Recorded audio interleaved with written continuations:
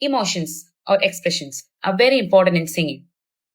If we fail to give emotions or the right amount of expression to a song, then we are missing a very big thing in that particular song.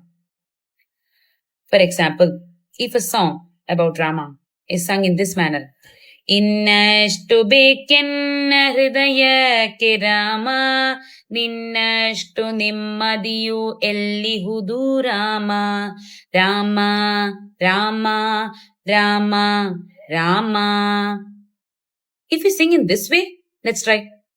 ಇನ್ನಷ್ಟು ಬೇಕೆನ್ನ ಹೃದಯಕ್ಕೆ Rama ನಿನ್ನಷ್ಟು ನೆಮ್ಮದಿಯು ಎಲ್ಲಿಹುದು Rama Rama Rama Rama Rama. Stay tuned for the next part.